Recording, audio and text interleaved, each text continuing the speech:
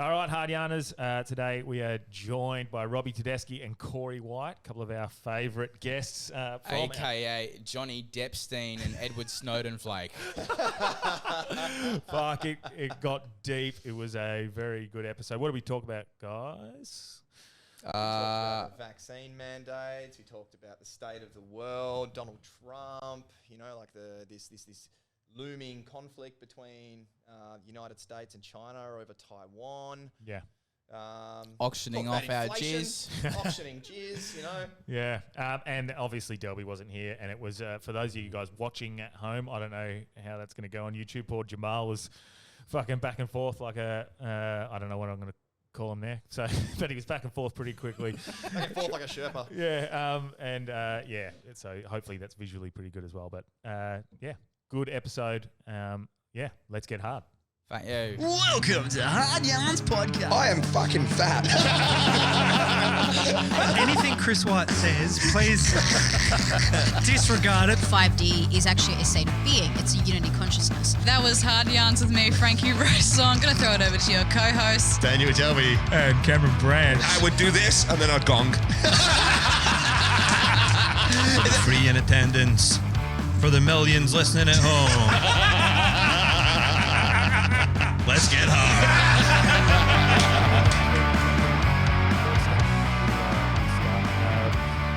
First episode without Delby. This is pretty strange.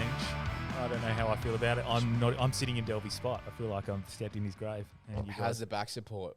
it's actually kind of, it's nice. I don't know what he's complaining about. I think it's pretty good. And then Jamal's going to chime in from time to time. But I thought, what an opportunity to, without Delby butting in every fucking 2 seconds, get two of our most popular guests on, Robbie Tedeschi and Corey White. And we genuinely got quite a few messages about things they want to know about. But it's such a perfect timing as well with what's going on in the world, the state of the world. And I see you roll your eyes already, but I wanted to start specifically on what you shared last night because that post by McGowan was the most laughable thing I've ever seen. It's fucking breathtaking, the hypocrisy. I just don't really have the words to describe it. It's like, how can he be so tone deaf, so immune to the irony and the hypocrisy of amending or strengthening the protections in the Equal Opportunity Act, drumming on about diversity and discrimination and vilification? It's like, what? Weren't you cunts calling us plague rats? Yeah, not that so long ago. This is a what did they say? It was a pandemic of the unvaccinated. Well, that was Dan Andrews. Yeah, Mark McGowan said the virus hunts the unvaccinated. Even if you're out in the middle of the desert, the virus will find you. Oh yeah. And haven't we seen recently who was the health minister that just came out and said it doesn't really? Oh, that was the Victorian Chief Health Officer, Brett Sutton. He's just like, That's right, look, we are admitting it's not so effective at stopping transmission, I believe not was so the phrase or something So along all those those lines. so all those people were saying like my body, my choice, and they were saying you've got to protect other people. You're doing it for other people. Well, then now we can clearly see it didn't help other people. It helped you, perhaps. No. I don't even know if that's. One thing I got frustrated with was like this idea that you're killing my nana. You know? So, well, fuck, maybe your nana's looking at your life and that's her legacy and she wants to get the fucking Rona. Maybe we're doing her a favour, but no, like, it just didn't even have... What a disappointing pandemic, really. I mean, I thought it was going to make housing affordable, but all it's done is make it more unaffordable. Yeah. Yeah, the whole thing's been pretty shitty, I reckon. Even we seen... I seen those... was it... I can't remember who it was. It might have been the CDC were forced to release the figures for the booster shot, and they only released from 49 upwards, ages 49 and up, or 50 and upwards, to show the efficacy of the booster shot. And then they were forced through the Freedom of Information Act to release 18 ages to 18 to 49, and it was Very low uptake. It was almost at zero efficacy. Didn't help at all. It helped for maybe 12 days or something like that. So ridiculous. Like I said back in January, mate, it's a battle of natural immunity versus James Herd morality. Why is that? Oh, sorry, keep going. Well, I mean, this was all done in a huge rush, and people who were like, no, let's just let this emphasise the precautionary principle here, because when we ever made a mistake on a very large scale as humans. Yeah. Been utterly vindicated, and now every day you flick through the news, it's what causes heart attacks today? It's cold water. We've seen solar storms. We've seen warm water. Yeah. We've seen afternoon napping apparently causes heart attacks, which has sent the fucking Spaniards into a tailspin. Oh. Just waiting for critical thinking to be a cause as well. At some point. So Next, it's going to be thinking too hard. podcasts. Yeah, it's going to be white men on podcasts cause heart attacks. Yeah. Yeah, 100%. I seen even Fauci's been protected by like who can interview him. I think it was Kim, someone from The Hill. She was basically told she can't interview him because she's going to ask him pressing questions. And so she quit. She started her own stuff, her own podcast, and good on her, because that's what the job of the media is supposed to be, is to ask these difficult, probing questions, especially with the way everything's panned out. I'm not sure if you remember, but I can't remember what the exact messaging was, but when the vaccines first came out, what was it? Were they saying that it totally stops transmission or it greatly reduces transmission? Because whatever the narrative was around that, which was, we need to stop the spread, that's been pretty much categorically disproven now that it's being vaccinated is going to stop the spread and therefore protect people who are more vulnerable. I think if anything, it's sort of highlighted that if you were in one of those vulnerable groups, maybe it was the right thing to do for yourself. yes. But all of the other people who were being sort of, browbeaten or, like morally like postured over to do it, did it actually do anything? 100%. Was it effective? How much protection did it really afford? And I think that's I know Corey's very angry about this lack of sort of, acknowledgement of what's happened. of the shifting narrative and stuff like this. But, I think it's good that we've got a platform here that we can at least, talk about it somewhere like here, and, people can think about those things, because I think it's the amount of time that this pandemic's been ongoing and how often the messaging's changed, it's fucking really difficult to actually have a coherent narrative in your own mind about how it actually even evolved and stuff like that. It's something I wouldn't mind going back and looking into, is how the messaging from the various health authorities in different places, changed over the course of the last 2 years or so. But it's definitely feeling more and more vindicated day by day. 100%, 100%. Just point that mic a bit more in your direction. Sorry. There you go. There we go. Get nice, clear audio. Yeah, well, this is really the high end of the unvaccinated sperm market. Right? This is the Jutland parade of jizz right now. And let's assume the worst case scenario, that there is going to be a fertility crisis, some children of men style chaos, and we have to repopulate the world. Look, I've never had a messiah complex, but I'm sort of keen about the idea of recreating the world in my own image, one wank at a time. The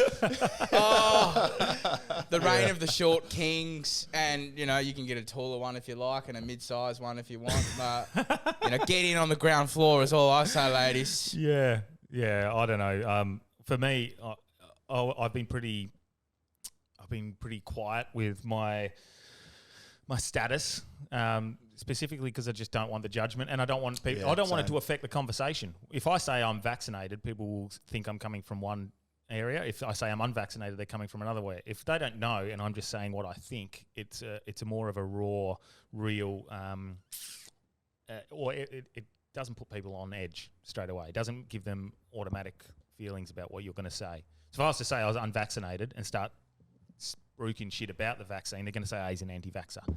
But if people don't know my status, straight away it's a bit more of a neutral playing ground, I think. Yeah, no, look, for sure.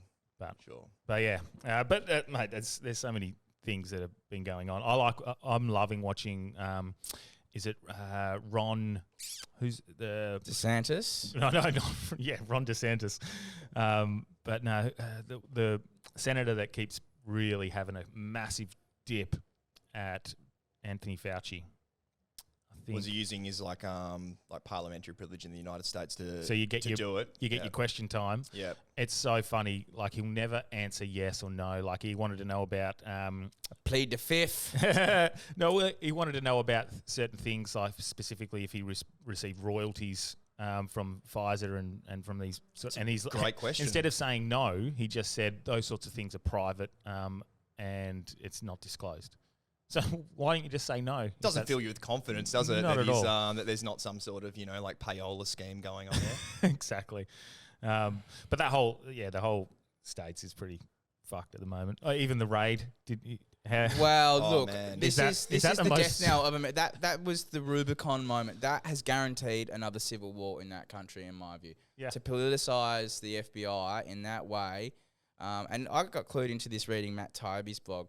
Funnily enough, there was a comment left by a Trump supporter who was referring to Thucydides's book about the history of the Peloponnesian Wars, and the quote being along the lines of, political defeat of an enemy is enough. When you go after him through the law and use the courts to penalise them after a political defeat, it creates sympathy for the victim. Yeah. And way to create sympathy for someone like Donald Trump.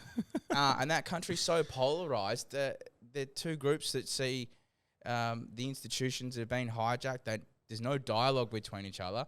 The results of the November 22 midterms, I don't think, are going to be accepted. No, not at The all. November 24 election is certainly not going to be accepted. No matter who wins, Yeah. both sides are going to say it was rigged. Well, the Republicans are looking pretty good for the midterms, aren't they? Oh, dude, they were going to come in Absolutely. strong. But, there's going to be allegations of fraud. And, fucking they're all up to it. Yeah, and this is what I was saying to Jamal before. Trump's not the answer. He's not the greatest. He's not this savior that I guess the Q people sort of think or anything like that. But he's definitely challenging the mainstream narrative, and he's challenging. He's trying to. It seems like, I don't think he's got bad intentions. I think he genuinely thinks he's draining the swamp. I think he genuinely thinks he's seen the inside of the bad shit, and he's been involved in the bad shit and the corrupt stuff, and he's gone, this is not good. I'm going to try my best. I think he's a fake populist. I You think? think he was like, like a good comic does. He read the room.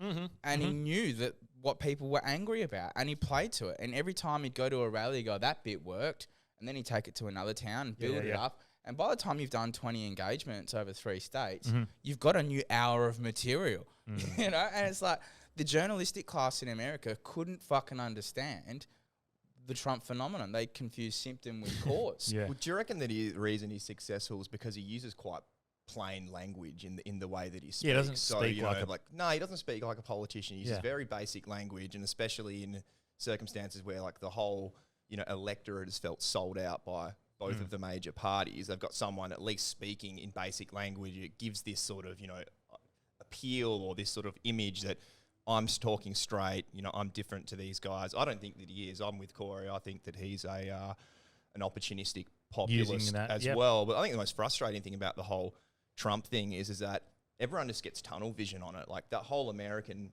democratic system is broken, like totally broken, and Trump's a symptom of that broken system. But all we want to focus on is Trump because of his personality. It's like, whenever he's running for president, it's just like all we've got is The Apprentice, presidential edition. Yeah. And it's just a big, popularity or like personality contest, and it just distracts from a wide array of issues which are afflicting that country and leading it to no longer be the global hegemon that it once was. Yeah. Instead of focusing on why Trump is in power or how he got in, like focus on, what was the cause? Why, what resulted in the reason that people felt like they needed to vote for someone like Trump, felt like they needed to vote for someone like Clive Palmer, felt like they needed to vote for these people who were, they're not great themselves, but they seem like the more likable option when it comes to comparing them to like a Joe Biden or a Hillary Clinton. Who else do you like pointing out the hypocrisy in what they're doing and what they're saying and the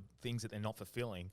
Like Barack Obama painted as this like I don't know, this angel of the political world. He's painted as this savior almost of the United States, and you can see they're sort of gearing up for Michelle Obama to, I guess, maybe be the challenge instead of Biden, or that's how it looks like it's playing out. But he was just as bad as Bush, if anything. He was worse. Yeah. He was much worse. He expanded the drone wars epically. He was a constitutional lawyer who sort of presided over the destruction of habeas corpus. That's the right to be actually charged with something. So you can't be indefinitely detained at the pleasure of the state, because what's going to happen if you have no habeas corpus is whoever's an annoying pain in the ass to the states is going to be whisked away to some, lock up somewhere, and never let out again. And that's a massive, massive, betrayal of a fundamental, sort of like pillar of the judicial system and of our democracy. So,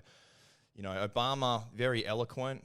He's a beautiful, beautiful face for the empire. But when you go look through his presidential record, especially what he delivered relative to what he promised, it was fascism with a black face and good speaking skills. Can you imagine how nuts the states are going to go for Michelle Obama if she does run, though? It'll be like, the glass ceiling stuff will be back, and she's their only chance, I think. When we are talking about a popularity contest, and Hillary is so far gone. There's no chance. What about AOC? Did you see her fucking fake arrest stunt the other day? Like, no. Walking behind. So she's at some like Roe v. Wade rally. Yeah. And the police are leading her away, and she puts her hands behind her back as if she's being cuffed.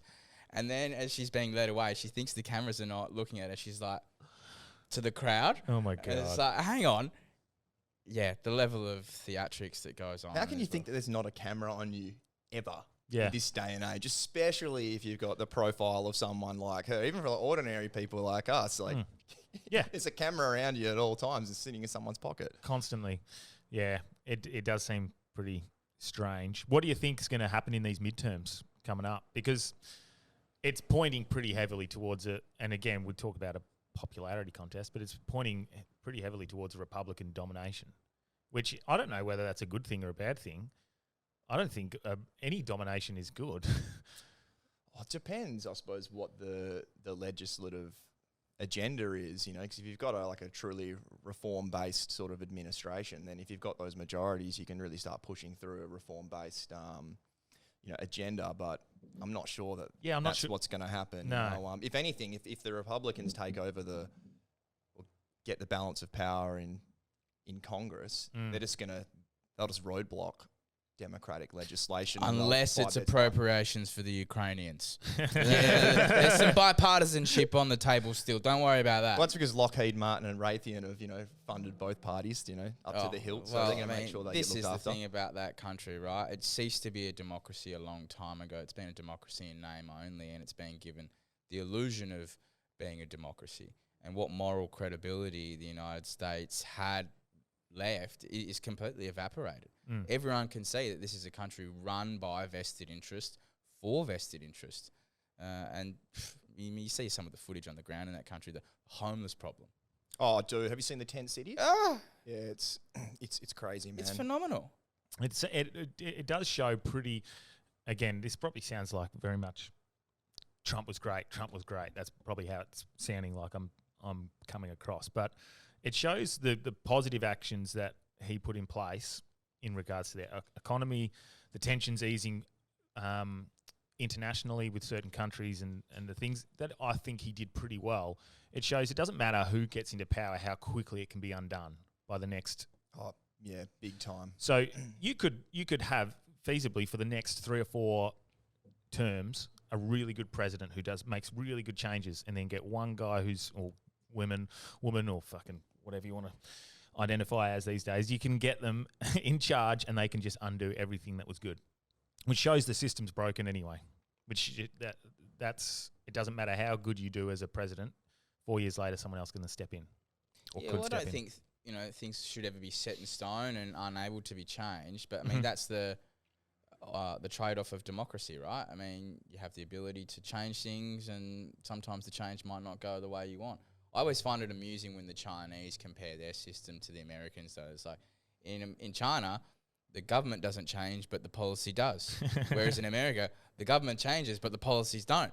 It's a very fucking compelling argument. You sort of got to admire the Chinese though as well, because they've sort of mastered that democratic doublespeak. Like they're a shameless authoritarian regime, but when you look at a lot of their press releases or public statements about political events and things like that, it's almost quite sort of liberal democratic language, speaking about cooperation and all of these things. So it's I think it's a great sort of example of doublespeak. Chinese are running rings around us, bro, and it's at least the Chinese are upfront about who they are. Yeah, but they're not in a sense. But China's not claiming to be a liberal democracy. We claim to be a liberal democracy with free speech protections, and we'd love to lecture them about the Uyghurs and Hong Kong and whatever fucking skullduggery they get up to in the South China Sea. Oh, you guys are pulled out of international treaties. Look in the mirror, you cunts. Yeah. Yeah. The gall. It just infuriates me. I guess it's a perfect example of that raid. If that raid was to happen in China, it would be like, it's a dictator using their powers to shut down a political future opposition. But it's in America, it's like, we're exercising the rule of law. You know, the rule of law is above no one. That's what they're saying. Well, it highlights the danger of when you abandon a principle in order to get somebody that you think is bad. But in order to do so, you have to violate a principle that's important. You know, it's a very, very slippery slope. And that's sort of what's happening with Trump. But I think with this whole raid and this attempt to, impeach him or get him charged criminally so he can't run again. Yeah, it's pumping his tires up 100% again. Like I reckon it's going to blow back and blow up in their faces again because it lends credence again to that anti-establishment sort of platform that he ran on the first time. Yeah. So I think that it's a dangerous game to be playing. They better make sure that this shit sticks because if it doesn't. Nothing has stuck. No, what they're going for is that he's retained some sort of official record from his time in the White House, and if you have done that, then you're precluded from running for office ever again. So it's like a way of stopping him from ever going for the presidency again. What I can't understand is the political naivety of the Democrats and the Department of Justice in doing this. Like, surely there's some smart fellas or ladies in there who understand the consequences of getting this wrong and what it's going to look like. Just desperation. To energize the other side. And it makes you wonder, is this by default or is this by design? Is this level of incompetence around us everywhere? Is that what we're governed by, or is it actually something more sinister? I don't know. I've said this a fair few times on the podcast. It seems everything that's happening at the moment seems so outrageously ridiculous and stupid that it feels like it is by design. It's set in choreographed. It's like it's made to create division, confusion, like chaos. Just a big spectacle as well. That's what it feels like. Sell newspapers. Well, and that's what the whole Roe v. Wade decision felt like too, Like that's exactly my body, my choice. And, like the feminists got upset about the pro-choice crowd appropriating that slogan. Yeah. But then it got, Roe v. Wade came around and it's like, my body, my choice. Like, and not being able to see the contradiction in that principle. Yes, we know that slogan was developed by feminists and abortion activists. We get that. No one's saying that's not, your principle that you came up with, but the applicability of it to another issue, people don't see the congruity of that. Yeah, their argument it blows my mind. Their argument seems to be my choice doesn't affect others. That's what it says. How do you know that? Your kid might grow up get radicalized on TikTok, join a right-wing militia, and then come and fucking start lynching people who think differently. But we now see that my choice or your choice or anyone else's choice to not get vaccinated doesn't affect others now. Not yet. They still haven't come up with a vaccine that seems to stop the spread. It can help you, like you said earlier. It seems like the vaccine has helped you as a person. I can see those stats that the deaths and the hospitalisation rates seem to have lowered a little. So there has to have been some impact there, but individually, it doesn't stop me from giving it to you, which was the whole argument. That's their whole argument. My body, my choice. Your choice is going to affect me. I just think the frustrating thing with the whole Roe and Wade thing is that there's a real misunderstanding, I think, about what's actually happened. Like, realistically, what's occurred is that the Supreme Court of the United States has made a decision which is the oldest sort of, constitutional issue in the book. Is the power to make federal legislation about abortions enshrined in the Constitution, or is that a states-based right? This has always been the friction between federal law and state law. And all they said is that there's nothing explicitly in the Constitution which allows us to make this law. It's a states-based thing. So they haven't effectively, outlawed anything. Abortion. They're just saying it's up to each individual state, which opened the door for the certain states that are, guns and abortion heavy though. Yeah, it has, but I'm not sure that there's been a flurry of legislative, change in those, red states to, outlaw abortion. It's going to, in many ways, it's a difficult thing. I think that it would make sense to have one universal law in every country to deal with abortion. Because otherwise, what you're going to have, especially in a country like the United States, you've got 50 different jurisdictions that are going to have different laws about when you can and cannot get an abortion, at what stage you can get an abortion. So it makes sense for there to be a universal law. But I think that according to the current Supreme Court's makeup, there would need to be a constitutional amendment to make it incredibly clear that that's a power that the federal government actually has, or the federal legislature, I should say, actually has. So, and generally, what we're seeing, I think, and we've said it before, is we're seeing a civil war play out in front of our eyes. Just war is very different these days.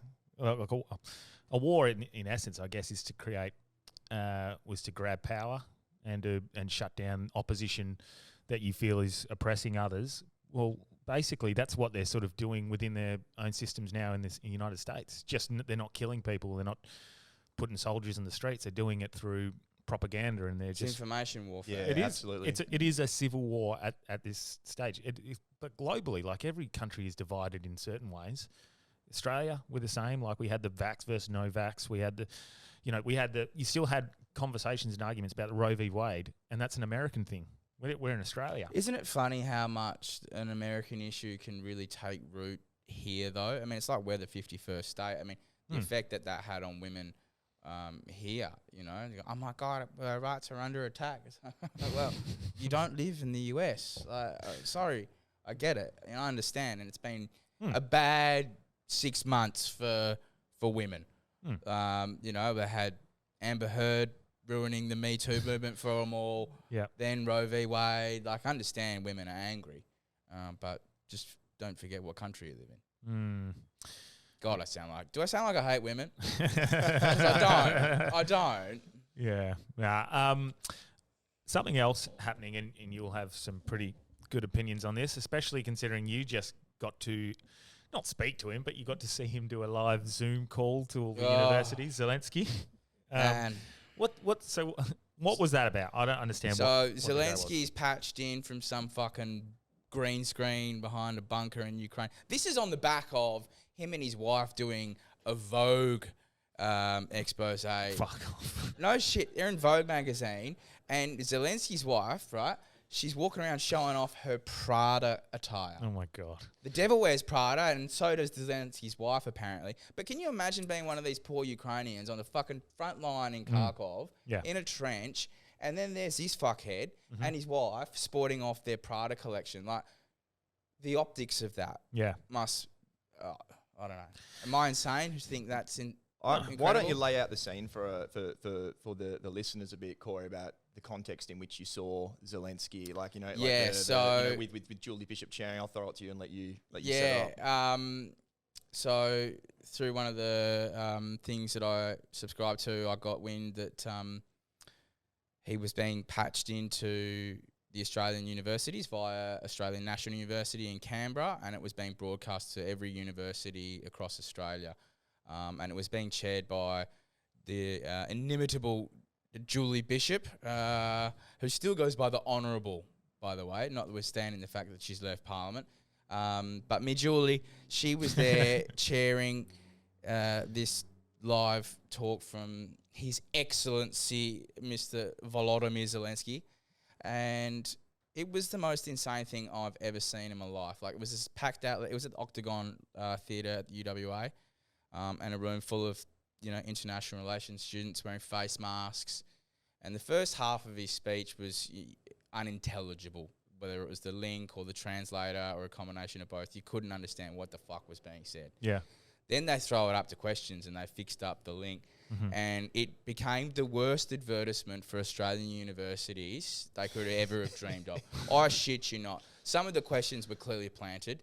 There was 2 questions that I recorded. One, this kid gets up and goes, "Dear Your Excellency Zelensky, as a disabled member of the university and also a member of minority groups, what can we do to help other disabled Ukrainians and those who might be getting left behind in this conflict?" Right? And as a principal, I don't, I understand it, but it's like, way to make an international event about me? How can I shoehorn myself into this in some way? Yeah. Second question, and this fucking brought down the house, Zelensky's reaction, right? He goes, this girl goes, Dear Your Excellency Zelensky, given Ukraine's win in the Eurovision Song Contest, how do you think music and culture have a role to play in galvanizing support for the Ukrainian cause? Right? And I shit, you know, I've got it on film, and he just looks, and the camera cuts to him, and he's like, and the lecture theatre just starts laughing. This poor girl at ANU. Yeah. But then in the end, he's imploring Australian uni students to come and fight in Ukraine.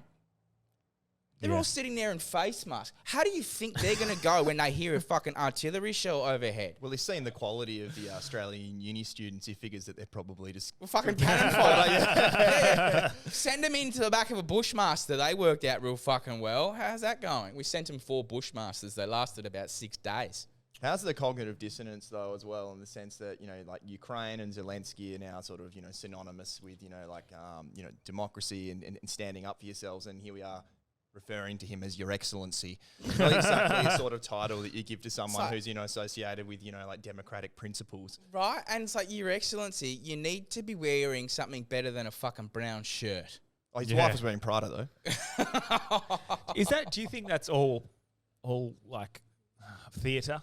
Like what he's dressed as, he's dressing down as this. What, dressing in a brown shirt every time? Because when has a brown shirt in history ever conjured up some imagery of fucking... You know what I mean? Is he trying to just look like this down to earth? Is he? That's what it feels like. He's trying to look like a down to earth, failed Austrian artist who can speak really well. That's my view on him. And you know, Ukraine has a Nazi problem, and there's so many documented accounts of the Azov battalions and the right sector, Sabota Party. They are hardcore neo-Nazis running around that we're funneling weapons to. And CBS just had a report that got pulled a few days ago because it turns out only 30% of the weapons actually make it to the front line. Oh. So 70% of the weaponry ends up on the black market. Where the fuck's that going to end up? In the Balkans? You know, in some Albanian dive bar? I mean...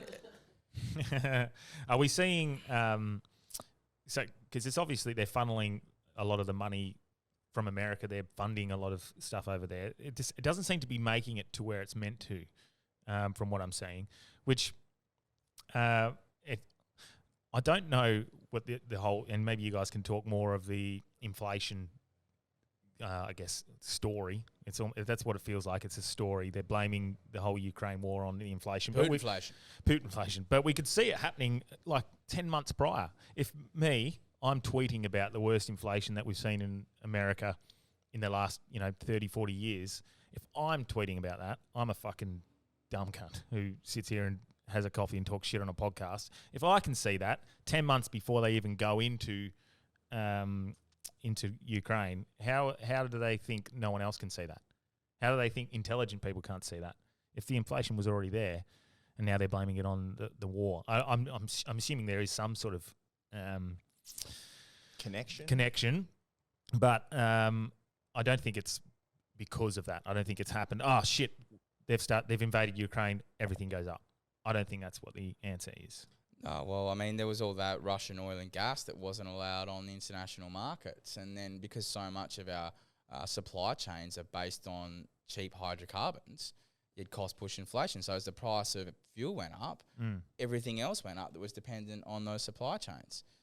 And then, pre the war, we had all the stimulus money get injected into the economy by Josh Frydenberg, who's now gone and taken a fucking job with Goldman Sachs, by the way.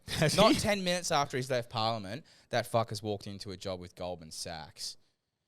It seems to be the case, doesn't it? So you see like people who were part of the CDC, World Health Organization, and they become board members at Pfizer. The revolving door between public and private is a scandal, and it's so corrosive on the democratic system because it's game. And it's like even like people like Ben Wyatt did it. He was a West Australian treasurer, an Indigenous man, and then he goes and takes a job with Rio Tinto and Woodside. And he was the Aboriginal Affairs Minister, and he didn't refuse any applications to destroy a heritage site. It's like, fucking, Ben, if we can't do blackface, you shouldn't be able to do white-collar crime. Do you know what I mean? Like,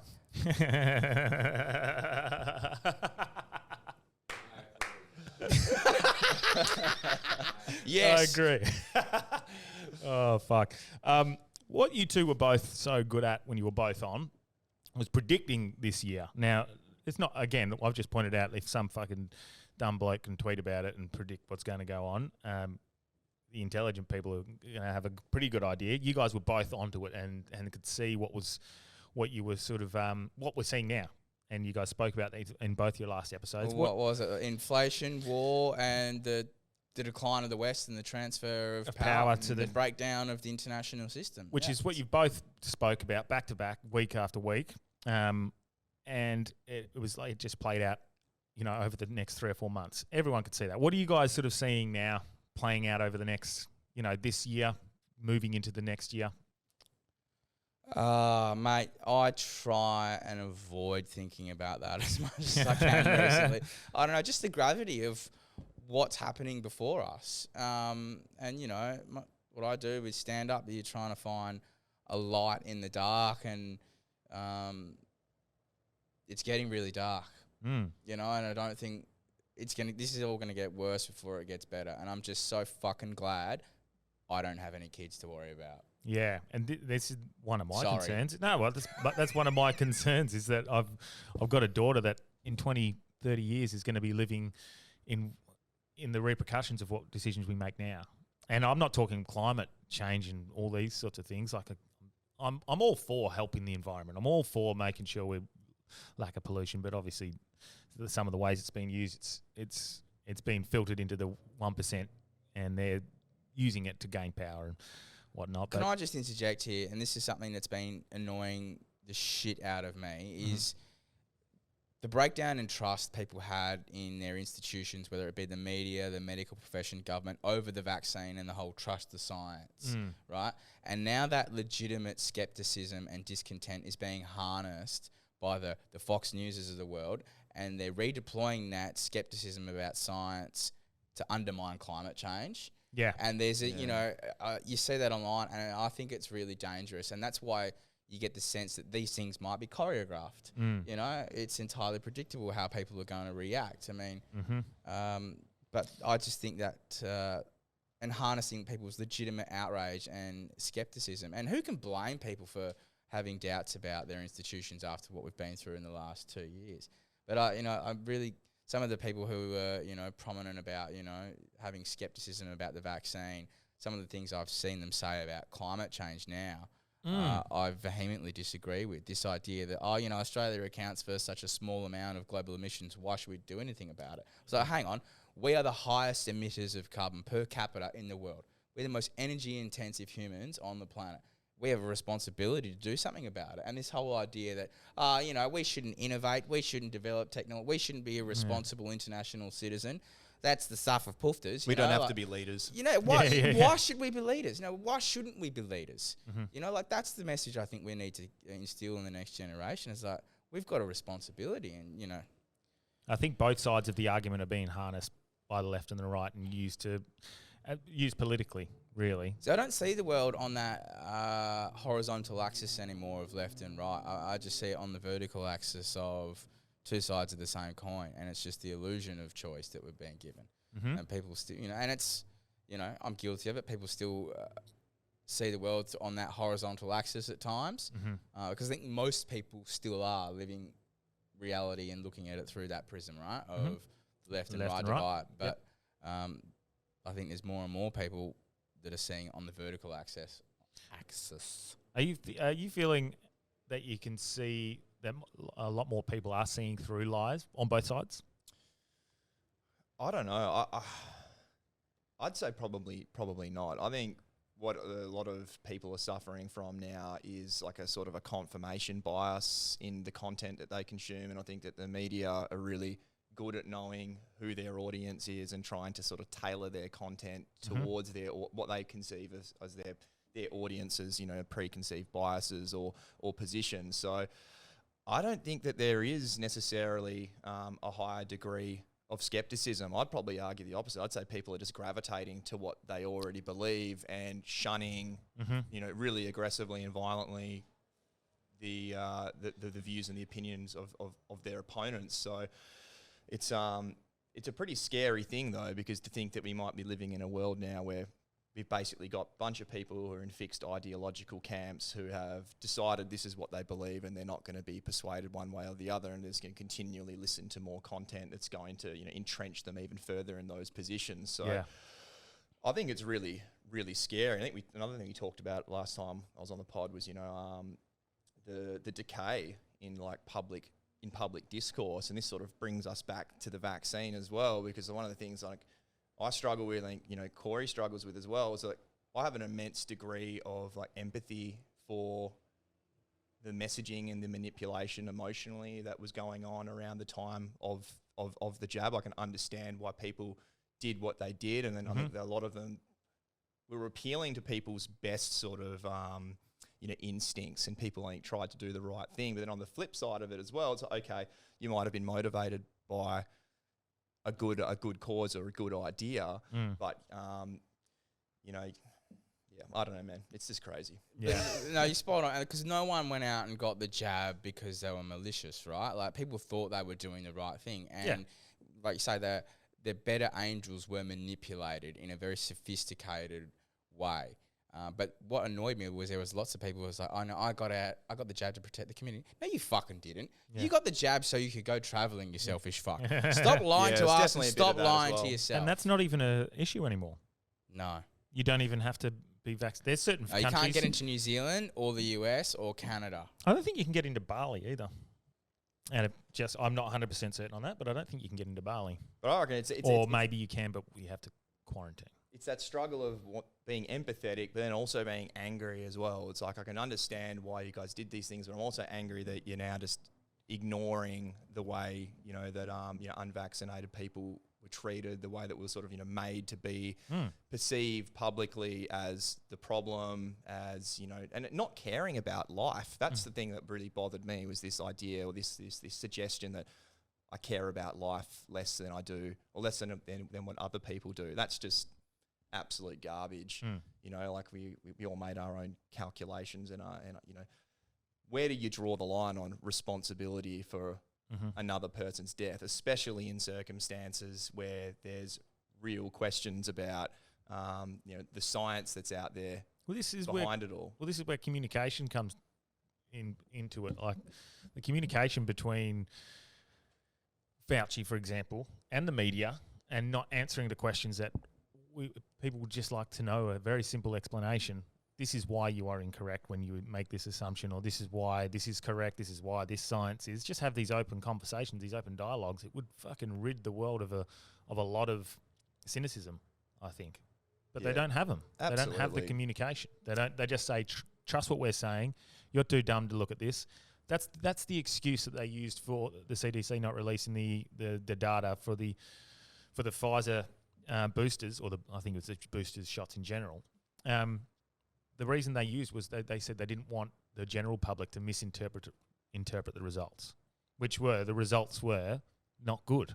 They showed that they weren't they didn't do a good job at all. We want you to accept what we say is the interpretation of these results. Exactly. We don't want you to look at that and see, it's shit. We want to go, right, just trust us. It did enough. It did enough. That's basically what they've done. Instead of saying, how about even just say, look, hey, fuck, that didn't work. We're trying. We are trying. They can't, because the way and how aggressively it was promoted and enforced. Yeah. They've got to carefully stage manage how they walk away from this now, because to have a proper concession and say, we got this wrong and it was a mistake, the political establishment is no longer viable in this country, or anywhere in the West for that matter. For something of that magnitude to allow to have taken place, and people who had legitimate concerns. I mean, let's go back to Scott Morrison making himself the minister of fucking everything in May 2020. Right? This evangelical fucking troglodyte asshole in a nation of 26 million people signs a secret contract with Pfizer where we don't know how much it's cost. We don't know if there's any, sovereign assets that have been put up as collateral. And in a nation of 26 million people, they bought 255 million doses. Who's doing the fucking maths? And they wonder why we're broke. And we still don't even know what it costs. And we only know that part of the contract because it was leaked. And it's like, okay, so the most criminal government in Australian history signed a secretive contract with a criminal corporation, and we were asking questions about that, and people go, you fucking conspiracy theorists. I can't forget the way some of the authoritarian personalities were revealed last year and earlier this year. It's like I saw a side of people that I can't unsee. And I'll never forget, I did a gig during the Fringe when I had to pretend I was one of them, and thank you to these Ukrainian hackers who gave us those great passports. Fucking primo. But I got this crowd going, and I was just like, yeah, those selfish, vaccinated, filthy dogs, they should all die. And people were cheering it on. And I just remember, it was like I couldn't break out of character, but I just remember my heart sinking, going, God, this is how easy it is. Do you know what I mean? When you can manipulate people on mass like that. And people are much easier to manipulate in groups than they are on an individual basis. I suppose what it showed as well was when you present like an extreme threat to the public, how quickly the public looked to their institutions, to their governments to say, all right, just tell us what the answer is. Yeah. We're afraid. The bewildered herd, as fucking Benays would say. Yeah, it was very striking, because there certainly wasn't a overarching sense of skepticism or questioning. It was just like, oh shit, we're afraid. Tell us what we need to do, and we will do it. But I think it's caused a renaissance in philosophy and some of the, I guess, public intellectuals of yesteryear, from Nietzsche to Jung to Bertrand Russell. I remember reading something that Bertrand Russell wrote about fear, and that it stimulates the herd instinct in humans, and it generates hostility to people who aren't regarded as members of the herd. That perfectly captures what we lived through during the vaccine debate, lack thereof. People regarded us with hostility, and I got to a point where I was like, no, I'm not wearing a mask to go in here. And the way people looked at you, I had a woman come up to me and go, can you please put a mask on? And it's like, you want to blow up, but you're also, and these people are coming at it from a place of what they think is good as well. Yeah. And that was the insanity of it. It was, no one was coming at it from a place of malice or nastiness. They both felt that they were in the right. Doing the right thing for everyone. One side has been vindicated emphatically, and another side has an enormous amount of egg on their face. And, I can forgive. Like, we're all fallible, and people were manipulated with very sophisticated propaganda and intense social pressure. I mean, let's be honest. That was like, I'd never lived through anything like that. I don't think anyone has. It was the perfect way of doing it, because it's so easy to say no to a government, but it's so hard to say no to your friends. Oh man, I had girls much like harder. bugging me. Why aren't you doing it? Like, I can't believe you're I can't believe you're falling for this. It's like, no, I'm not doing it, and I've got good reasons to. They're not outrageous tinfoil hat reasons. These are very, thoroughly thought out, and I don't think that they're unreasonable in any way, shape, or form. Do you think, had they approached the situation, and this is where you can come down to a point of whether or not you think it was intentional or not, but do you think they had approached it at the start with good intentions and said, look, we're fucking pretty scared. We don't know. We as your government don't know what's going to happen here, so we're going to act in the most rational way that we think we can. This is what we're looking at as the best option. We don't know if it is 100% going to work, but this is our best option at this moment, and we will reassess going forward into the future months. Take this option if you want. Don't if you if they came at that with that sort of thought process, that sort of angle, would it be easier for them to go, hey, we made a mistake? Yeah, look, absolutely, because there was virtually no humility from the from government and the medical profession when responding to this. I think people think we've reached some sort of like apogee as a species, and technologically we can basically play God. If there's some sort of new disease or or thing that comes along, that we've got the brain power and the prowess to quickly come up with the solution and to get rid of it. But we haven't even cured cancer yet. Yeah. So I think there was this sort of this lack of humility, and people just thinking that, these organisations and these institutions can solve this problem straight away, rather than them coming out and saying, hey, this is going to be a really evolving, dynamic situation. This is how we're going to deal with it initially, but there's a lot that we don't know. And I think that actually wins trust with the public, but it's sort of one of the things of politics is that politicians, because people are always looking to them for answers, they don't want to say that they don't know. And it's anathema in politics to stand up and actually own your mistakes. When was the last time you can recall a politician making a big mistake and actually coming up publicly, putting their hand up and saying, I Kevin Rudd. I cooked that. Kevin Rudd was the last time. Kevin Rudd. Dude, What was it that he said? He was like, I kind of feel bad. Hey, I shouldn't have done that. I was so happy when COVID first hit because I was like, they're finally going to get glaucoma, man. I got family members with curable blindness still. I need answers. Well, this is the funny thing, right? I mean, I remember being in Port Hedland and talking to some of the Indigenous folks up there, and they were saying, you know, like, we're being told to take the vaccine, but the government won't let us look at the amendments to the Aboriginal Heritage Act. And this is after the response of the caves being destroyed at Juukan Gorge by Rio Tinto. Was this when it was in bill format still? It was in bill format. So it was given to all the mining companies to look at and circulated because amongst they wrote it. Right? But the Indigenous groups weren't allowed to have a look at it. And they say, well, why the fuck should we trust the government with our health when you won't even let us look at a bill that affects our heritage and our history? And it's a very fucking strong point. Just about every native group that's trusted governments and treaties, it hasn't ended too well. But no, Jamal's so right. I mean, this is the only first world country that still has trachoma.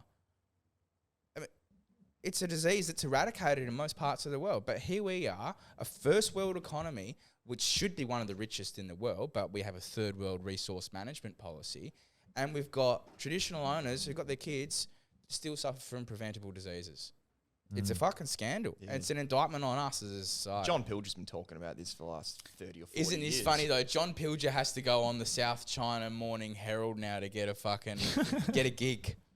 One of Australia's most respected journalists has to go and talk to our trading partner and soon-to-be enemy to have his piece. It's an insane time to be alive, man. It really fucking is. That's it. I was talking to Delby about this actually just before he left.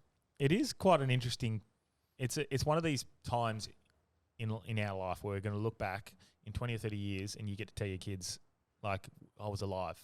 I experienced everything that happened now. It's one of the. I don't want to go back to conspiracy theories, but the whole Q thing said they kept on saying the storm is coming, and. The last 2 years have been the biggest fucking shitstorm I've ever seen in my life. I've never seen anything more divisive. And I'm not saying that's what they were implying was for the storm, but it's like that's what's happened. We've seen the biggest shitstorm for the last 2 years that we've ever seen, and it's just getting worse. Yeah, there was a lot of problems converging at the one point in history, though. I mean, there's an Australian author called Sajid Das. He talked about it in terms of the banquet of consequences, and it was the failure of monetary policy. It was the failure of climate change. It was a breakdown of social capital, and all these problems converging and getting to a point where it's like you've got the banquet of consequences. The chickens have come home to roost. Because we're seeing people. We're pretty lucky here at this stage. We're seeing people in the States can't afford, like, I think Germany are turning off lights at certain times of the night. The gas rationing. Yeah. People in the United States can't afford to buy some of their simple needs. The homelessness is just rising, and Australia is very lucky at the moment, but we can't think that we're not too far away from something similar. No, I agree. Where they go, we follow. I guess it's just a question of how long we maintain because we can't balance of payments with China. I mean, that's really all that keeps this country afloat is the iron ore and coal and minerals. Outside of that, we got fuck all. We don't make anything. We got universities that, we rubber stamp degrees for foreign students. But outside of that, what do we do anymore? We don't make anything. Yeah. I think I've seen even inflation has been posed as this sort of time theft. Have you seen this sort of idea or theory? No, I haven't seen this.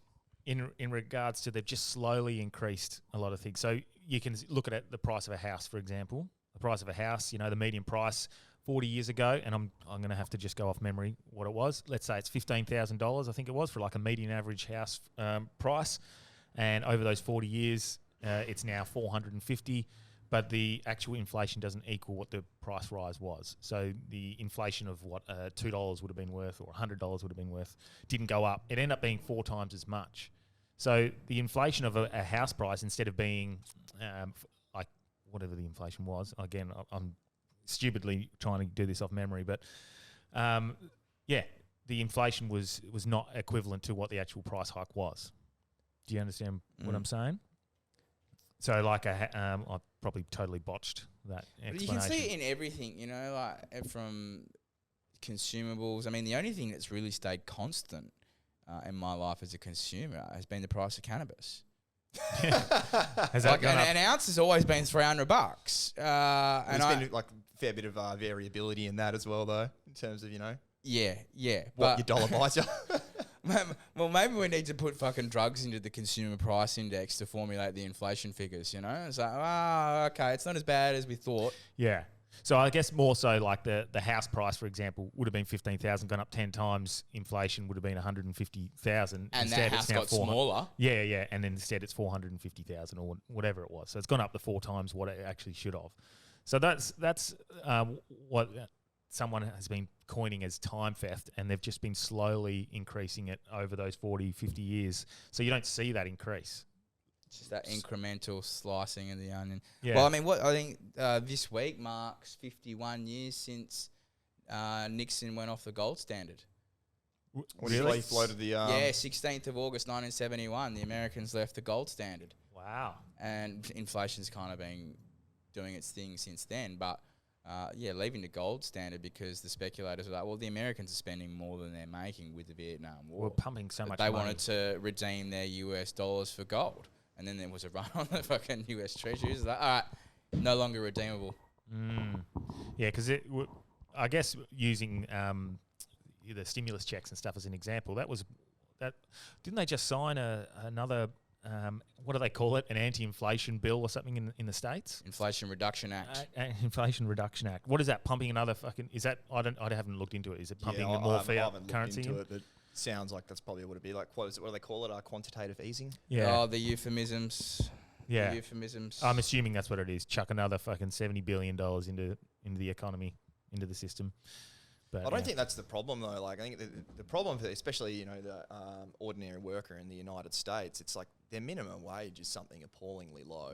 You know, it's very, very hard to work, you know, subsistence jobs over there. And this sort of brings us into the territory of, how much should some unskilled worker really be paid, or is there an obligation or an expectation on them to, you know, upskill themselves and improve so that they can demand more on the open market? But I think we can all agree, you know, like whatever the minimum wage is over there, it's something appalling. It's like around like between like $5 and $8 an hour or something. It's not a subsistence wage, and that's where the problem is. You can give, you know, some one-off money to a bunch of, you know, people to try to pump the economy up momentarily, but if you really want to see the economy improve, I think those lower rungs of the socioeconomic ladder, they need to have a bit more to subsist off. But I guess the only way people are going to sort of see that is by honest reporting and unbiased reporting, which we're not seeing within the media. Yeah, it's one of those difficult things. No isn't such it? thing as unbiased reporting. Yeah, no. exactly. You know, like... Yeah, well, we said this before with like your confirmation bias. You're sort of seeing what you want to see. You're reading into. We might look into vax mandates and see everything that confirms what we sort of felt, I guess. And I guess it's not confirmation bias is a problem, but I think what's become a bigger problem, especially with the 20 years of data that social media companies have harvested, is the ability to tailor content through the algorithm. Yeah. It's not just confirmation bias anymore. It's pure conditioning and feeding you shit that they know that you're already into or might get a rise out of you. And you've seen it in a generation that's had TikTok. It's very subtle manipulation and as well. This is what the Chinese are doing with TikTok, particularly. They're making their competitors dumb. Yeah. I mean, in China, TikTok videos that get heaps of views are kids doing science and technology and engineering. Isn't and that maths incredible? experiment. Here, it's some fucking idiot going up to a random old woman in a shopping centre and giving her flowers like he's some fucking hero. Like, fuck off. Get in a firing squad. No, that's a little bit harsh. But you're right. That's This is where we're going, That's man. incredible that they can change that. They want the kids of their future to be smart, and so they use where the attention is to educate and to make them a bit more. Or maybe we hate math. And we just prefer watching people jump up and down in bikinis, man. What if it's not China? What if we're just dumb cunts? Oh, and you think? And as a society, we've had it for too good for too long, and so hedonistic. There is. I'm not saying that's what it argument. is. I'm just there's saying there's parts of that within myself that I recognize. We all just need hardcore Chinese parents who are forcing us to work our rings off. That's what I said. Yes. Yeah, because at the end of the day, the algorithm wants you to stay on the platform that you're watching. So they're going to show you more of what you want to see. So you're right there in a sense, and I'm not 100% certain that's correct, but if they want you to stay on their platform, they're going to show you what you want to see. And if what China wants to see is kids doing maths and science and stuff, well, maybe that's a reflection more upon the actual children they have as opposed to what they're tailoring their algorithm to show. But it's funny though. I'm not certain on that. The Chinese see the problem of a generation of kids raised on screens. Like we're the trans generation, right? We were raised in the analog era, and then we, I guess came to adolescence as the digital era was just upon us, right? Started with dial-up, son. We started with dial-up, and now we're here. Do you know what I mean? It's crazy. I to still see remember how- heering it for the first time. Remember the very first thing I downloaded on my 28.8K modem? It was Smash Mouth's Walking on the Sun. Was it? I would have thought it was the Spice Girls or something. No, my sisters had the CD. I didn't need to pirate it, mate. Yeah, fuck. LimeWire, I used to use that. Yeah, and, Kazaa. Yeah. Napster obviously was one of the big ones. They got James Hetfield. Yeah, bloody James. Have you seen? We'll go off topic for a second. Have you seen that? Speaking of TikTok, they're trying to cancel Metallica. So. What have they done? So all these people have discovered Metallica for the first time because their song was used in Stranger Things. So all these TikTokers are going back and they're looking at their past and see that they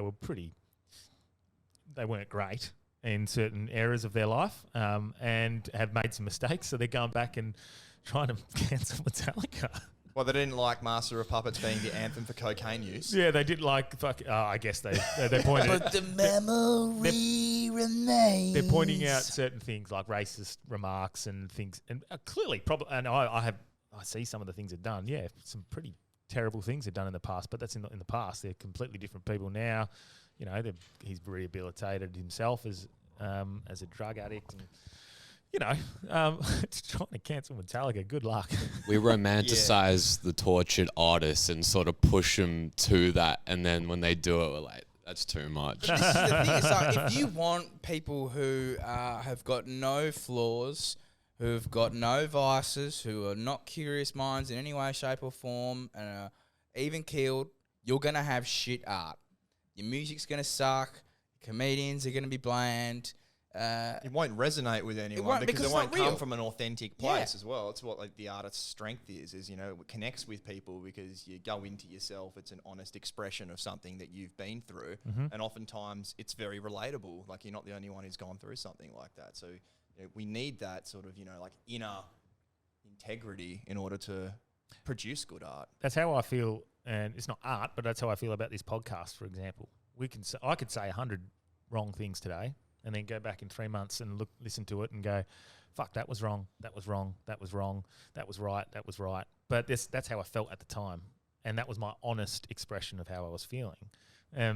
To ridicule people for those honest feelings and honest emotions and always trying to be perfectionists, trying to get everything right. You have to be able to make we're just having the conversation. Like no one sitting here is saying that they are the ultimate arbiter or repository of truth and wisdom. Well, what did Tony ever say? No one is the ultimate suppository of wisdom. Remember that? Did I say repository or suppository? Did I get a Freudian slip in there? No, I think you said repository. Yeah, I thought I did too. Yeah, mate, Fauci certainly thinks he is the science and the New Zealand government. They said we are your one source. We are everything we say is correct. Isn't that so concerned? I'll tell you what, I don't think anyone has done more damage to the brand of progressive politics than Jacinda Ardern, Justin Trudeau, Oh yeah. Daniel Andrews, and Mark McGowan. Between them, they're the quad of discontent and destruction of working class politics. They have a lot to answer. And I think, and I don't say this with any glee or happiness, but I think when those people leave office, they will have to look over their shoulders for the rest of their life. Oh, 100%. That's the amount of anger and hurt and, dare I say, hate that's floating around. Trudeau can't walk down the street at the moment. That's why he had to fly to Costa Rica, so he doesn't have to wear a mask anyway. Wouldn't you see it be that? ironic if Trudeau got ran over by a truck? Oh, fuck. No. This is what 2022 and 2023 needs, is ironic deaths. Oh, my God. You know, like Trudeau gets hit by a truck. Yeah. I don't know. McGowan. We live in the age of cognitive dissonance, though. No one would appreciate it. Oh, gosh. I just want every Australian, though, to have a lump of coal in a footy sock and let Scott Morrison do the walk of shame around the nation and everyone gets a hit. Yeah. Just, I can't believe we are governed by this level of incompetence. And, you know, I'm no fan of the modern Labor Party. They're like that girl you love that always cheats on you, right? But what they have walked into in a budgetary sense, I mean, I think they knew they were walking into a house fire. Yeah. But they've gone in and gone, oh, no, this is actually a fucking bushfire. Yeah. The books are being cooked far more than we anticipated, and the country's broke. How do you break the news to people like that? It's got to be very measured, because you can't frighten fuck out of it. Well, you're not allowed to break that sort of news these days. You go to Remember, 2008, Lehman Brothers, the day before it collapsed, said, we are in a strong position with our capital and liquidity and collateral and whatever. They went out and assured everyone that everything was fine, knowing that it was about to fucking implode. Yeah. Something else I wanted to chat to you guys about. Julian Assange, the extradition. I don't know where you guys are at when it comes to... I'm sure, Corey, you're pretty up to date on what's going on there, but he's been extradited now, hey? Or he's lost the extradition? Almost there. Almost there, yeah. So it's been signed off by Priti Patel, I think, who's the foreign minister, but he's still got a couple of legal avenues of appeal. He's got an appeal pending currently, but whether or not the appeal goes ahead, I think it's a threshold question. Like the highest court in the UK, I think the High Court's got to actually accept the appeal first. It's like, I'm not sure what the technical term, but it'd be similar to like having to get leave to appeal to the High Court here. So I think that decision's going to be made in September. And if the High Court refuses to hear that appeal, then he will be extradited. In my understanding, the guts of the appeal that's pending before the High Court currently, it's challenging the first instance decision which ruled that Julian was not being politically persecuted under the relevant Extradition Act, which is under that Extradition Act between the United States and the UK is a defence to extradition. So if the court's of the opinion that you're being politically, what's the word I'm looking for? Persecuted, then they can say, no, we're not going to extradite him because it'd be an improper exercise of the extradition power. But so whether or not we even get to hear that appeal depends on what decision the High Court takes, and I'm not filled with very much optimism that they're going to grant that appeal. So it's looking pretty grim for Julian, and it's been very disappointing as well, I suppose, what's happened with the change of government as well. I know Albanese's taken a sort of a stance saying, well, it's a sensitive issue that needs to be done behind closed doors and through diplomatic back channels, but that doesn't really inspire much faith in the population because you don't get to see any of that, of what's actually occurring. So are they actually pressing hard, or are they just doing what they're told and being lapdogs? So I'm terrified about what's going to happen to Julian, and I think that he's probably going to end up in a US supermax prison, and the greatest journalist of modern times is going to be made a martyr of. It's the death knell of Western civilizations, because free speech, all other rights stem from free speech. That's the core right, I think. And you've seen the attack on Salman Rushdie this week. But I just wanted to... So, you know, Facebook memories, you know, what a fucking great thing they are to remind you of what you said and where you were. 17th of August 2013, I'm flying into Heathrow, right? Immigration official says to me, so how long are you in the UK for? 8 days. What's the nature of your stay here? Mate, I'm actually just here to bust out Julian Assange from the Ecuadorian embassy and take him home. And he goes, what, you're a comedian or something? And got searched at every fucking airport ever since. Classic. That is a good memory, I guess, at this stage. Actually, I think the Assange's lawyers and a couple of journalists have just sued the CIA. Yeah, and they won. Really? Did they? Yeah, Jen Robinson won in the European Court of Human Rights. I think they proved that the CIA was spying on her.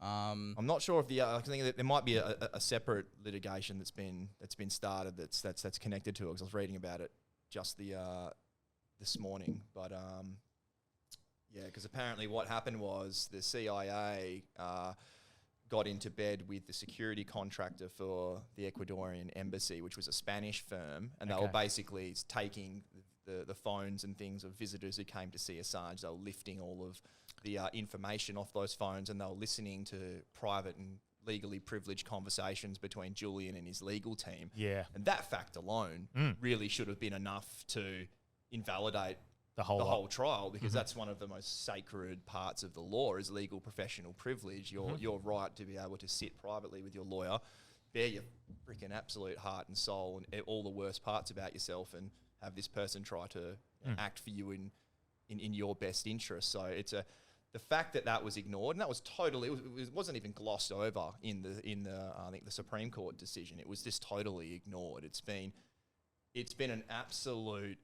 failure of the independence of the UK judiciary, and history is going to judge that very, very harshly. And it's not just the judiciary, it's the journalistic class. Oh, yeah. The abandonment of Julian's been moral shameful. cowardice of that industry is shameful. And when their children grow up in a world where saying the wrong thing lands you in a fucking government jail, they can sit back and think, how did this happen? Because we all didn't say anything when Julian was taken away. And it's the greatest stain on this nation's foreign policy at the moment. What are they charging him or trying to prosecute him for? It's been charged Espionage under Act? the Espionage Act, which was a World War I era piece of legislation which was designed to stop people speaking out against the war effort and reducing public enthusiasm for the war. It was used, I think... It's been used pretty horrifically as well, hey? Most famously, when it came out, it was used against a guy called Eugene Debs, who was a socialist leader, and he was imprisoned basically for speaking out against the war. He ran for president, I think, as an independent presidential candidate from prison. Wow. Funnily enough. But yeah, no, so it was a World I piece of legislation which was designed to stop people trying to put a dampener on the war fervour at that time. Was it about the war fervour, or was it mainly designed to stop the transfer of military secrets and espionage? I think ostensibly it was to stop military secrets and espionage. Because they hung was it the Luxembourg couple who were convicted under the espionage? Oh, Rosa Luxemburg. No, I can't remember. She was in what was their name? Oh, the name escapes me now. But there was a couple who were convicted on the Espionage Act and were put to death in the 50s. Yeah, I can't. Jamie, can we look that up? Can't recall that. I do recall it has been used in. And I guess like a lot of systems and laws put in place, it's put in for a really good reason, and then used to persecute people who go against the popular narrative or what they're the agenda at hand. This is a problem though. Information is the currency of democracy, and across the world we have a currency crisis because our information has been debased. Oh, Jamie, sorry. Yeah, that's real. Right. They were put to death in 1953, June 19. Julius and Ethel Rosenberg. Rosenberg. There you go. Atomic secrets to the Soviets. Ooh. See, and this is what they're trying to do with Trump as well. Trying to hope they're hopeful that something that bad comes across. Is that what they're trying to with the because that's what I'm assuming they're trying to go with the Espionage Act. They would be, or they just want anything to stick in terms of the Russia stuff. Look, they've already tried it. Yeah, and I reckon if they were going to dig something up that was going to implicate Trump in terms of being involved with the Russians or taking marching order from the Russians, it would have come out already. And why take 15 months? 15 months? 16? Oh, the endless prosecution. It's achieved nothing. And every time there's been an alleged smoking gun, it's been fucking a blank. Absolutely. Like, you just can't land I mean, he's the Teflon Donald at the moment, or everyone's throwing the shots has just got nothing to throw. But Well, the Steele dossier, for example, like it was all bullshit. like not just knowingly fabricated and then pushed by the Clinton team administration. Meanwhile, the laptop story was maybe wouldn't that be fucking funny if the way they got to Donald Trump was through his son's laptop? Oh, God. And there's photos of him smoking crack with hookers and got guns to their head while they're sucking his I dick. guarantee you that'd be like plastered across every mainstream publication the world over, unlike the way the Hunter Biden story was suppressed. So the Hunter Biden stuff, that story is, it's mind blowing. The fact that one, that they suppressed the whole situation. Two, that they think that the crack smoking and the hookers is the issue in that laptop. No, it's the peddling of your father's influence. Exactly. Overseas. That's the freaking thing. It's using your father's galls you. relationship and status to gain a corrupt benefit from a country that is being stolen from since the end of the Soviet Union. If your son is not corrupted, but it's leveraged by another country, that's not good when your dad is the president. Don't get high on your own supply. I mean, everyone's got foibles, and a bit of fucking crack and some hookers. He wouldn't be the first white man in the world to have engaged in that behaviour, but to benefit from that level of corruption, that's what I consider crook. And I'd never, ever condone someone for suffering something like, it's a mental health, usually, condition that when you're going down those paths, crack addiction and those sorts of things. So I'd never find an issue with that. This is why, like, when I've told people about the laptop, they're like, who cares? His son was a crackhead. I fucking don't give a shit. That's not what I care about. Also, do you want your media reporting honestly about both sides of the political aisle as well? Because that was the sort of the motivation. It was like, we're so committed to getting rid of Trump and we're so convinced that this is right and virtuous that we're just going to ignore this legitimate story about Hunter Biden and Joe Biden because we consider that he's a far more palatable choice than Donald Trump. So it's like, that's a massive betrayal of the audience. And then using that same concept of, he's got classified documents, classified material, and nothing happening in the same way to Hillary Clinton, who mishandled 30,000 documents. Yeah. Fucking kidding me? Do you know what I mean? Like we talk about irony and it's immunity to hypocrisy. Well, and irony. I think I'm as far as I'm aware, you two as former lawyers would probably know better. But as far as I'm aware, like even mishandling of classified documents isn't even there's a fine. That's about it. If you mishandle confidential information, like on a file, that's the end of your legal career. Yeah, so you'll be. Time, yeah. So I think you're barred from your positions. You lose your confidential or your classified clearances, but that's it. So that didn't happen to Hillary for whatever reason, and that's all I think at worst that could probably happen to Trump. But I guess that could stop him from running for president. Is that what they're? If they get something to stick. But, I mean, look, everything that's come out... And I am no fan of Donald Trump in any way, shape or form. Mm-hmm. And it's like people hear you have these conversations where you entertain the complexity and context and nuance. They go, oh, my God. He's a Trump supporter. You're a Trump supporter. It's like, no.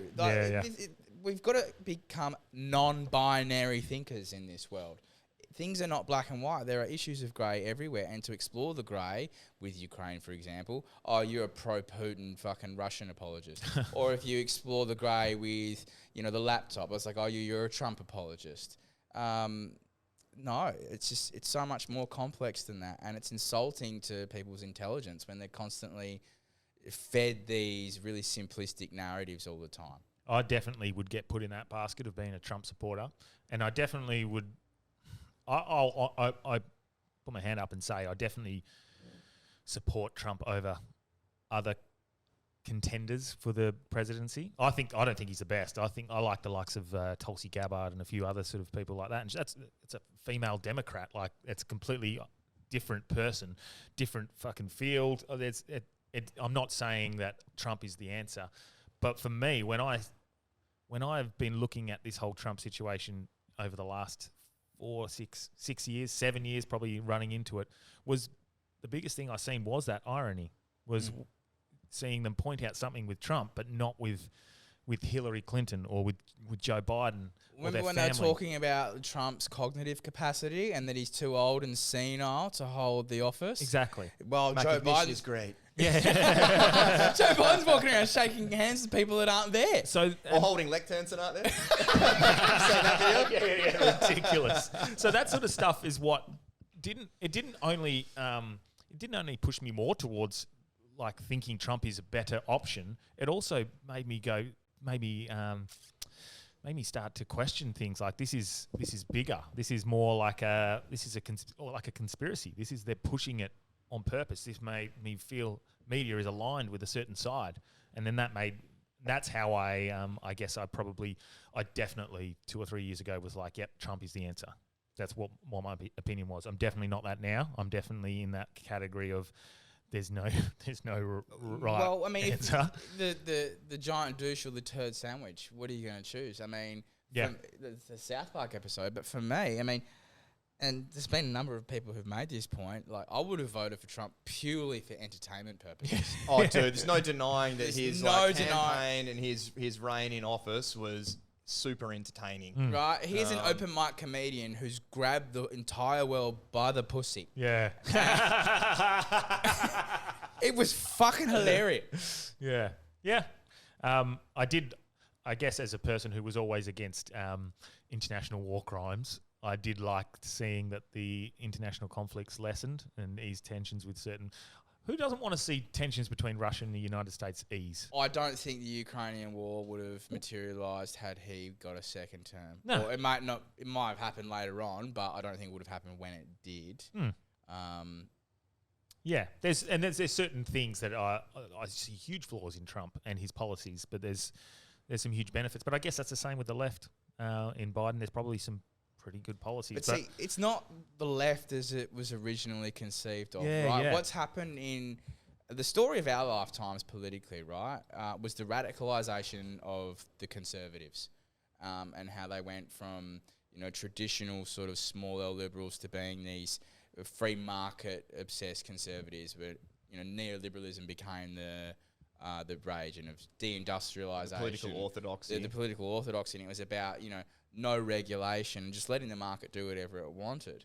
But then I think after about 2008, after the GFC, the lefties that I grew up with at uni stopped being about seeing the world through the lens of socioeconomics and being solely concerned about identity when you what's the word I'm looking for? Critiquing power. And that's just not how the world works. Became a very skin deep sort of It's a very assessment. It wasn't like a superficial. systemic or a structural analysis but it's anymore. like It was a- like individual, A false consciousness, like a pseudo-intellectual ideology that's dressed up as sophisticated progressivism when actually all it does is divide people who used to be members of the same team. And who does that benefit? The fucking status quo. It's a method of like personal public relations as well. You're just constantly sort of aggrandizing yourself by trying to highlight the oppression or prejudice of one particular person or group so that you can broadcast to the rest of the world, oh, look how progressive and liberal I am, but I'm not really shaking any foundations of power or actually making anything better. I'm just like, it's like a moral advertisement for myself. Yeah. Yeah, 100%. The moral grandstand. And then, what's so funny about that is you can see that in like people's social media frames, and it's just like, remember, it's like, I have a healthy distrust of authority and I got vaccinated.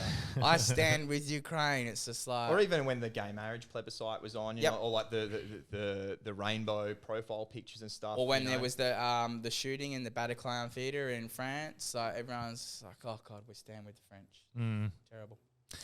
I've got a few viewer questions, listener questions. One we sort of already talked about, but we can sort of go back on it a little bit. What now, since the chief health officer of Victoria admitted that the vaccine doesn't work? What do we think happens from here in regards to the public's reaction to information like that? I feel like the public's already sort of started backing away from the vaccination sort of frenzy that was going on. I think, before, it got here and we had the waves that we had, everyone's terrified. What's it going to look like when it actually hits? But it's hit us now.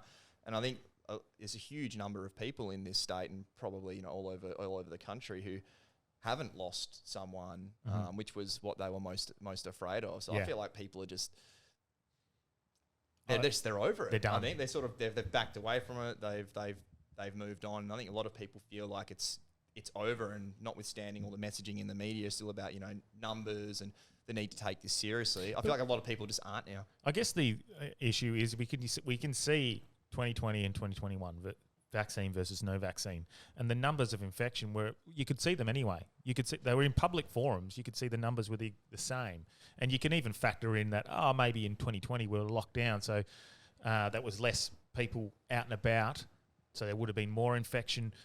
I guess you could argue that, but the numbers are still comparable to the numbers of infection to the numbers of deaths. So even the numbers of deaths and hospitalizations haven't changed either. So I don't know where they go from here. Do they go, hey, so this fourth booster that they're pushing on everyone, and kids, they've just made it legal for 6-month-olds and up.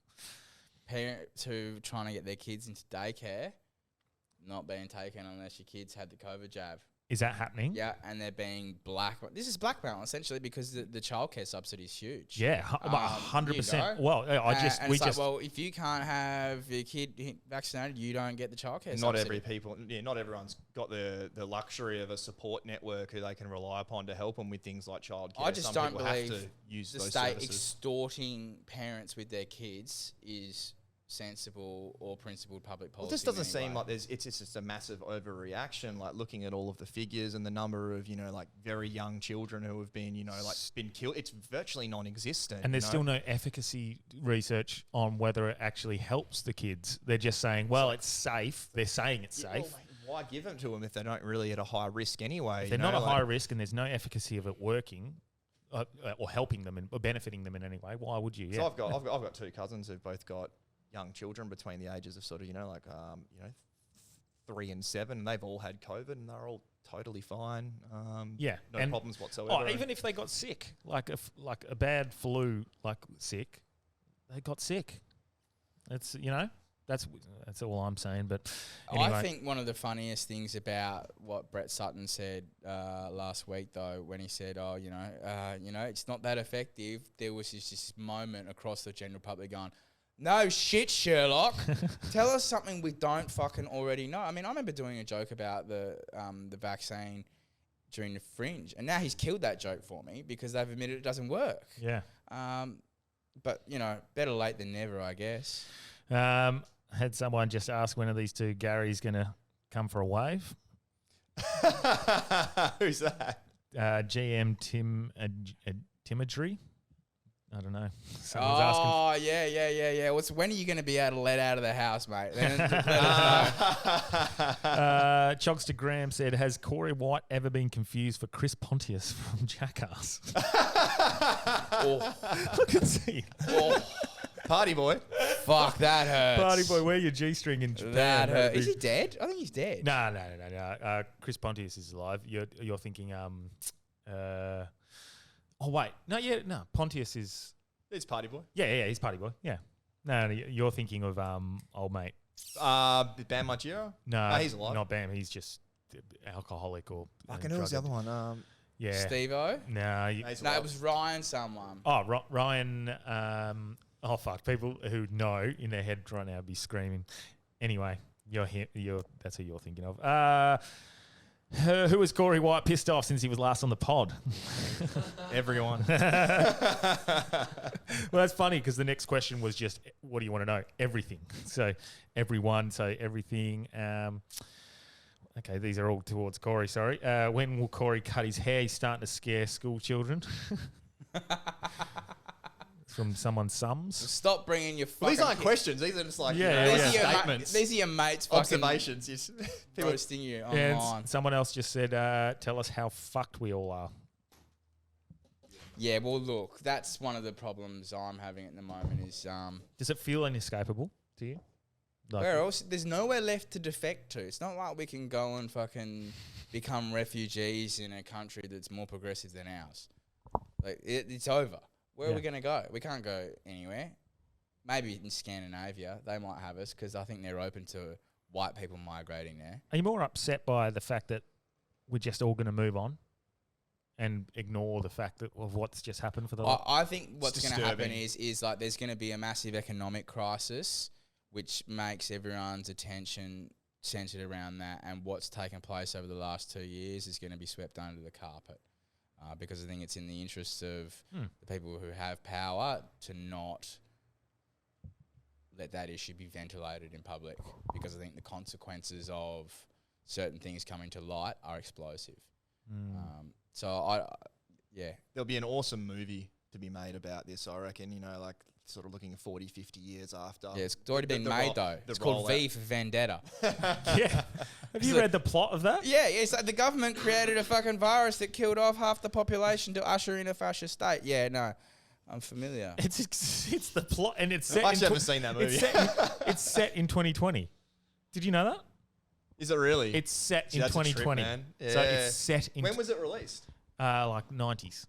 Late shit. 90s, early 2000s. yeah, and it's Natalie Portman, like... Clairvoyant director and... Well, and you know, you see some of the clips from The Simpsons. Yeah. You know, that's where the Dr. Hibbert's trying to give Bart the vaccine. He's like, catch you later, inoculator. And they're trying to get him to sign off. I was like, actually, that was a waiver. Goodbye.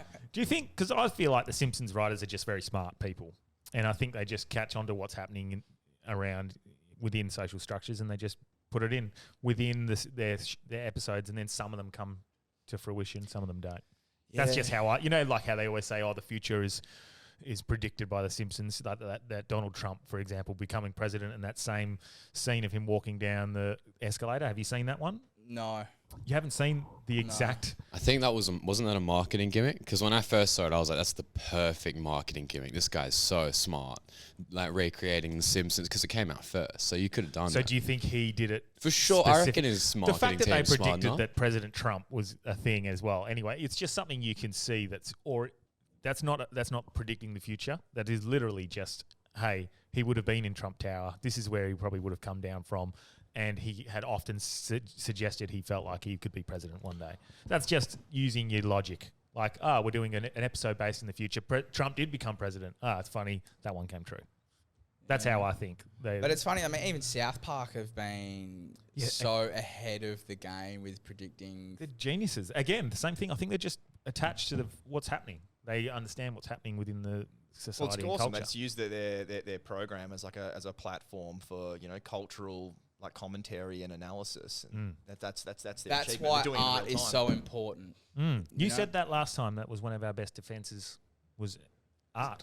100%, because people are turning in this era of insanity and ubiquitous fraud and deep fakes. People are turning to art to give them meaning and purpose, or make sense of the world around them. And you know, art is the propaganda of truth and justice, and I think it's more important than ever. Yeah. Right. So, is there anything else you guys want to chat about that you felt was important to? Well, there's been some things happening around. We've glossed over Nancy Pelosi's Taiwan. little fucking staycation into Taiwan. What the fuck? Oh man, I was up that night, and everyone. There was a whole heap of base motherfuckers around the world on Telegram just watching that plane being tracked, and there was F-16 scrambled, and there was that classic meme of the couple laying in bed just watching. Is this going to be the end of the world? That's how it felt. It really did it's have the pretty end of scary shit. times feel about it. What was she doing? Oh, look, can I play you this clip? Yeah, of course. mate. This is from Nancy Pelosi Just put the audio there on the mic. in, I think it's the early 90s. Fuck, mate. And she's gone to China in the early 90s.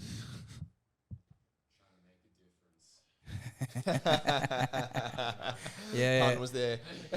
No, where is fucking Nancy? I take too many While you're screens. looking for that, did you see at the Commonwealth Games how they worshipped that giant mechanical bull for like Yes. 20 minutes? Oh, dude. Wasn't Dude. that satanic? What? How am I not supposed to go Alex Jones level freak out? Like, they're spending a lot of money on this giant mechanical bull, man. Yeah. And I think it's fake. I go, there's no way. Oh my God, it's real.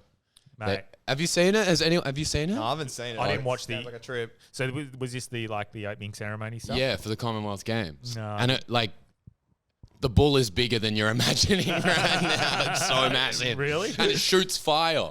And it has a woman that has been displayed in I can't remember specific religious rituals of the coming of end times. Yeah. And you're just like, why? Are they doing this to just fuck with me subconsciously? Like all these Yeah. archetypical It's like they got the- images hidden within Yeah. a game. It's like the Bohemian Grove became the opening ceremony. It went on tour. It's the Up and Smoke Bohemian Grove tour. And I'm just like, wow, Snoop Dogg looks fucked. Yeah. Fucking Yeah. hell. Oh, what a shame. But this is Nancy Pelosi, I think in 1994. Okay. Visiting Tiananmen Square to pay their respects to pro-democracy activists slain there 2 years ago. We've been told for 2 days now that there's freedom of speech in China. Oh, man. But yeah, I mean, what a savage indictment on the state of that country. You've got a fucking 75-year-old alcoholic with fake tits and more facelifts than anyone who's probably ever held that office. That never gave her is husband going in there and Yeah, I was about to say. provoking, Massive inside track. provoking the largest nuclear power outside of the US in the world. They're just playing games with it. It feels orchestrated. I honestly feel like they want it. They want war. And the United States, They want it. Bang! They're willing to sacrifice some of their cities. That's how it feels. they've It's only so got one fucking card dumb. to play, right? They've only got the nukes. Yeah. They've only got the nukes. And everywhere else, the Americans, I think, have suffered from technological hubris. They assumed that, the Chinese, they're backward, their engineering's not as advanced and sophisticated as Western engineering. We'll always have the technology advantage over them. And they're going to wake up. And we are in this boat with them, right? Because, we've hitched our wagon to the Americans and, we're wedded to their destiny now, unless something drastic happens. I think they lose a hot war with China. Yeah. I think they lose. Well, it's slowly. Everyone loses, but I don't think America exists. Just think about the logistical differences and the capabilities that they have as well. I know US has got bazillion bases all over the world, but Taiwan's just off the eastern coast of China. Logistically, how difficult is it going to be for the Chinese military to organise an invasion of Taiwan relative to a US response? And what's the US response going to be? Are they actually going to put boots on the ground with their own troops, or will they support it in the same way that they have with Ukraine through money and weapons and things like that? I just don't think there's any real possibility that Taiwan can withstand a Chinese invasion it's if not they choose to go defendable. that way. Of course not. It's done, man. It's And it's gonna so be a whitewash. easily able to be blockaded. I mean, the Americans have got Okinawa over near the north. They've got the Philippines. But outside of that, I mean, there's no bases, really, unless you go to that side of Asia. And I think the Chinese would surround Taiwan and just bombard it. And they'll take it regardless. They don't care about the cost. Now, when that happens, well, I say when, because I don't think it's avoidable. Yeah, I think you're right. That's the scary moment. That's the moment where I'm almost happy I live in Perth, one of the most isolated cities on the planet. Not that I think that is a factor, but that's a scary moment in time, I think, and that is the moment we live through where us as society will have to deal with a big fallout. Something like I never lived. We clearly none of us lived through Hiroshima, Nagasaki, but they're obviously big moments in time that we remember, and I feel like something like that is when that is the starting point of something pretty. This is the best case scenario for humanity that I can see, is that there's a change in 2024, whether it's the Democrats or Republicans elected, doesn't matter. But there's some sort of détente where the Americans and the Chinese get together and sit down and go, neither of us want nuclear war. Yeah. It's in no one's best interest. But Taiwan is not a core interest of ours, but we need to save face here. Let's, do what they did with Hong Kong and have a handover period with the British. Okay, for 90 years they're going to have this legal system. and then it would be yours. Then everyone goes away and wins Nobel Peace Prizes, and we averted a nuclear catastrophe between two nation states. But I just don't know if we live in the world anymore where we are governed by sane, rational people. Well, look at what we've seen for the last 2 years. Some of the decisions that you just go, this is nonsensical. Doesn't make sense. And then it creates further division, further chaos. Do you know just what? It feels in theme with the last 2 or 3 years. I'm so over these like fucking influencers with their hot takes that are just so stupid. There's a famous mining billionaire who I notoriously don't like, who uses his children, or one of his children in particular, as PR, and flies around the world giving statements about, we need to reduce our carbon footprint. By the way, I just flew here in Dad's private jet. Fucking suck that. Yeah. But I saw her say something the other day about the war in Ukraine, that war disproportionately affects women. Now, this is not my inner misogynist, right? Yep. But to say that war disproportionately affects women, how many of you were conscripted into a fucking trench in the First World War? How many of you were on the front line? War disproportionately affects the whole of society. Like, it turns everything entirely upside down. Let's make war a feminist issue now. Yeah. Fuck me. Yeah. I don't agree with anyone trying to get... This is what you said at the start, using with that Zelensky, trying to turn a global conflict or an issue... Make it about me. Make it about me. Well, it's the era of meism, and, the individual and happiness machines. I mean, I don't know if anyone's ever watched The Century of the Self, of series done by Adam Curtis, but if you want to go and figure out or learn about how easily people got manipulated and we turned into this train wreck of a society that we are, I think that's probably the best historical That's a good starting point for explanation for people to get a grip on where we are at. And what's the line? All right. Well, final bit. Thoughts on the next couple of months and where you think we're going? Hold on to your seatbelts because we're not in Kansas anymore, Dorothy. Yeah. Go out, be kind, do good things for yourself, because I think it's only going to get harder to maintain a state of contentedness or optimism. And I'm trying really hard, and I have my own battles with that. Yeah. And I don't think anyone who is seriously looking at the state of affairs can honestly say that they're not. And if they are, they're fucking stronger and better people than me. But, yeah. Look, I think everybody needs to go out and purchase a copy of Marcus Aurelius's Meditations and start reading that, because it'll give you the philosophical armory, I think, to try to make it through these difficult times and focus on the shit you can control, ignore the stuff that you can't, but more importantly also remember that even your enemies, you've got to tolerate them, and we got to love them. Yeah, cool. Even though they don't want to necessarily come to the table and have the conversation the same way that, some of us might. So 100%. Cool. I think conversations like this is what we need to have anyway. Like, it's good for generally we just have a bit of a laugh and a banter, but I think it's good for us to have a bit more of a serious. Yeah, and I just, that's the one thing I'd like to add finally, is that it's never so bad we can't talk about it. And as long as we're maintaining a discourse and a dialogue, I think that's really important. There was a comedian, I have a lot of respect for, and he wrote this article in the Shot earlier in the year, where he's basically said, if the masks are off, the gloves are off, and the time for talking is now over. And he's a smart guy, and I reached out to him and was like, mate, like, that's insanity to say that. You're a smart man. Yeah. I'd like to know how you've come to this conclusion. Let's talk about it. Let's have a laugh.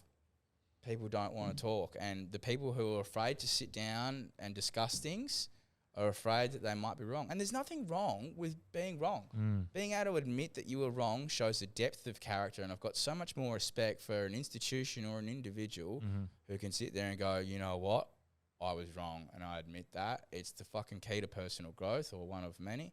And I think that's something that plagues our society enormously, is an inability to reckon with our own failings. 100%. It's been good without Delby interrupting you guys. But Miss you, Delby. we'll get him back next time. Next time you get you guys on, because it's always a good Fuck. laugh. Remember God's pocket, Dells, when you're coming back. Yeah, cool.